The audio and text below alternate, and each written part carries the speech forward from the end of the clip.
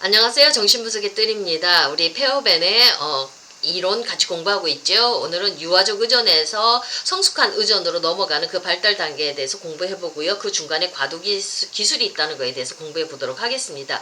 자, 유아는 유아적 의존 단계에서 성숙한 의존 단계로 넘어가야 됩니다. 자, 근데 유아적 의존 단계에서 가장 두드러진 특성은 대상과의 1차적 동일시라는 얘기입니다. 이런 거는 그 단계는 본질적으로 대상을 구별하지 못하는 단계입니다. 완전히 엄마가 난지 내가 엄마인지 구별을 못한다는 겁니다. 완전히 엄마한테 1차적으로 동일시로 묶여져 있는 그 상태거든요. 반면에 성숙한 의존은 독립적인 두 개인들 사이의 관계를 얘기를 합니다. 엄마하고 분화되어서 나와서 독립된 두 개체가 서로 성숙한 대상들로서 상호작용을 하는 것을 얘기를 하고 있습니다. 그러니까 우리는 유아적 의존 단계에서 성숙한 의존으로 이렇게 발달해 가야 되는데, 자, 근데 유아적 의존 단계에서의 동일시가 너무 강해서 이게 구별이 안 될 때, 지속적으로 그냥 구별을 희생시킬 때, 요때는 충동적인 요소가 대상에 대한 개인의 태도 안으로 들어옵니다. 무슨 얘기냐면 강렬하게 대상한테 매달린다는 겁니다. 충동적으로 매달린다는 겁니다. 그러니까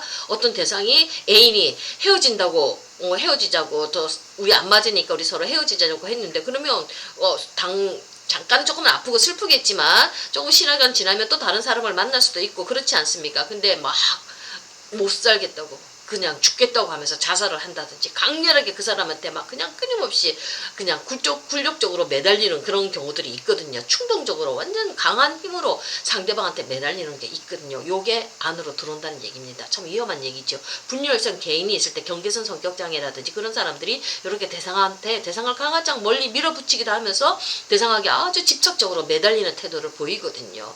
자, 이거는 분열성 개인이 대상에게서 강렬하게 집착하는 그런 모습에서 우리가 엿볼 수가 있습니다.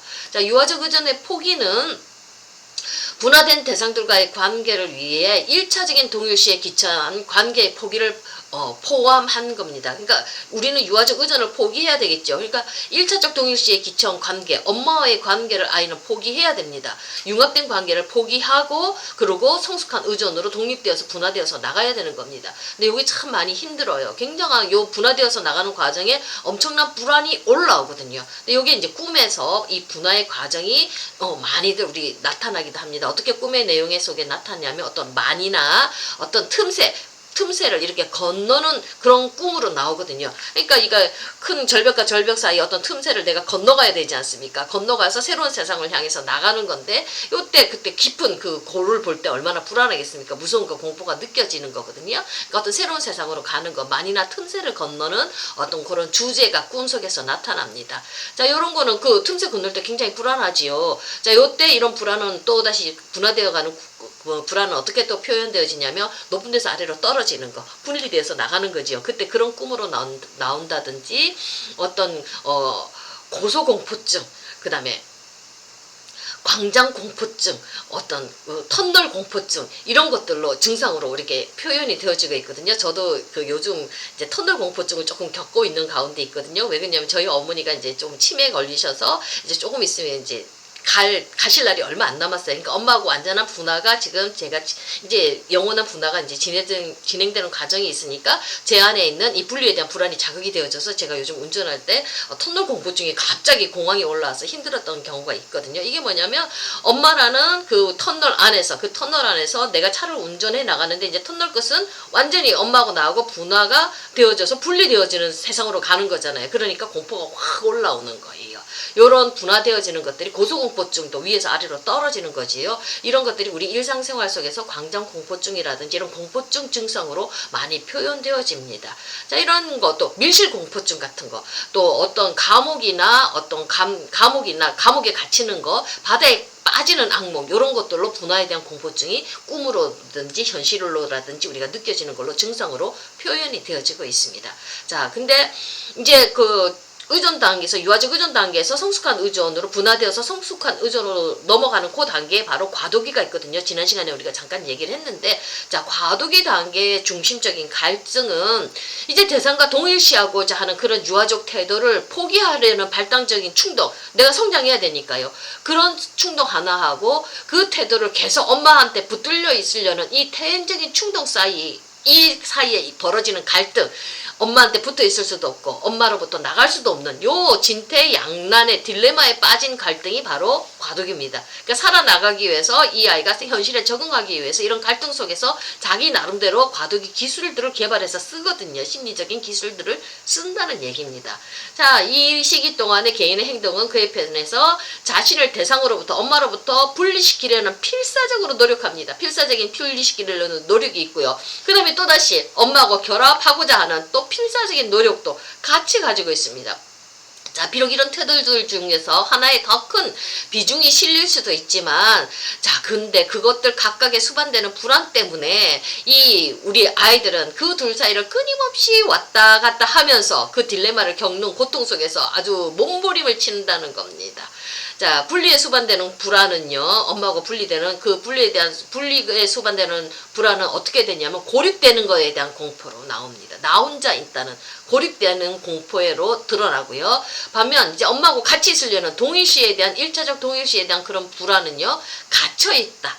삼켜지는 거. 엄마로부터 내 인격 주체가 삼켜지지 않습니까? 그러니까 삼켜지는 것에 대한 공포로 드러납니다. 자, 우리 아이가 이때 어떻게 살아남아야 될까요? 그래서 과도기의 기술들을 막 개발해냅니다.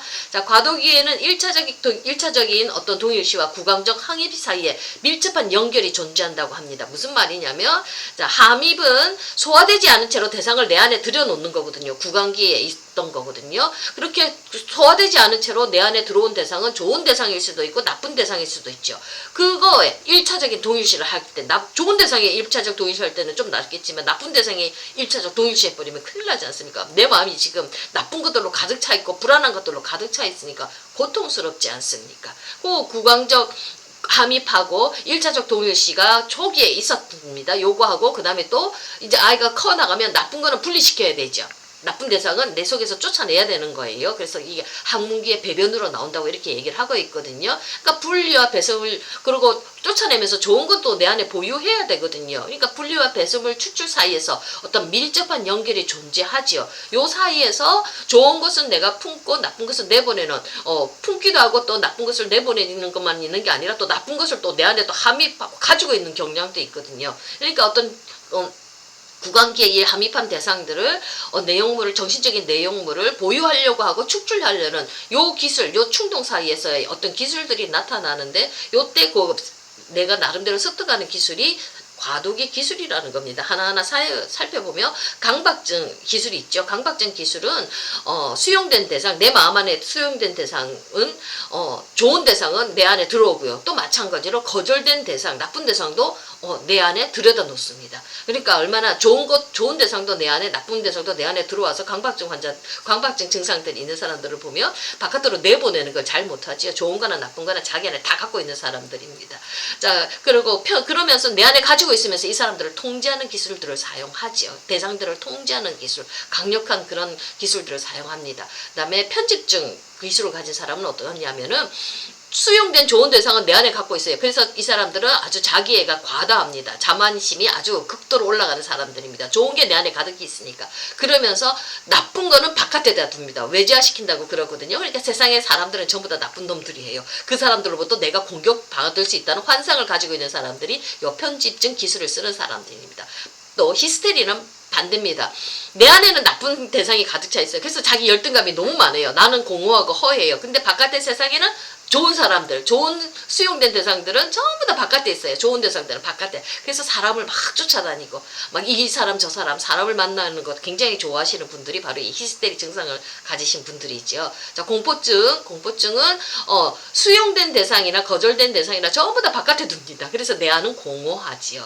자, 이렇게 기술들을 쓰는 것들이 이제 발달이 되어져 나가기 시작하는데, 자, 이렇게 과도기에는 동일시에 기초한 대상관계가 분화된 대상과의 관계에서 차츰 자리를 양보하는 과정으로 이제 설명이 되어지는데, 자, 이 시기 동안의 만족스러운 발달은 대상으로부터의 성공적인 분화에 달려있다고 얘기를 하고 있습니다. 엄마로부터 내가 성공적으로 분화할 때 이 기술이 잘 쓰여질 수 있고 만족스러운 발달을 성숙한 의존으로 나갈 수가 있다고 얘기를 합니다. 그러니까 엄마에 대한 신뢰가 튼튼해야지만 이 아이들이 발달되어서 나갈 수 있다는 그 얘기입니다. 그러니까 엄마에 대한 신뢰가 튼튼하지 못할 때 만족스러운 관계가 이루어지지 않을 때는 아이들은 자꾸 안으로 들어가지 않고 바깥 세상으로 향해서 이 리비도가 나가지 않고 자꾸 안으로 고착된 행동, 리비도가 고착된 행동으로 가지요.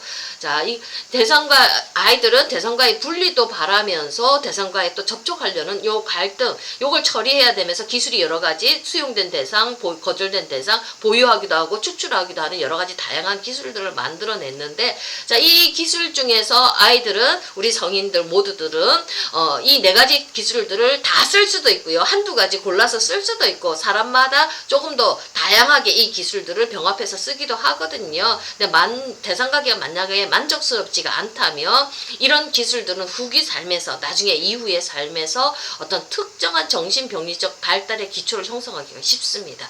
이게 그 신경증 상태로 굳어져야 되는, 신경증 상태가 돼야 되는데, 이제 후기에 이렇게 대상관계가 만족스럽지 않으면 요 기술들은 정신병리, 성격 장애로 이렇게 갈 수 있도록 퇴행시키는 것들로 만들어내는 거지요.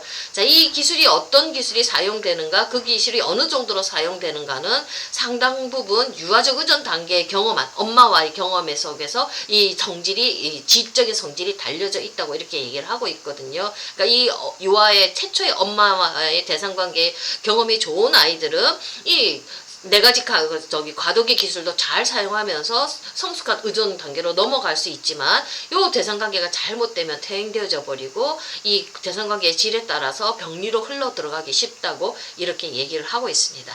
자, 오늘은 여기까지 하겠습니다. 감사합니다.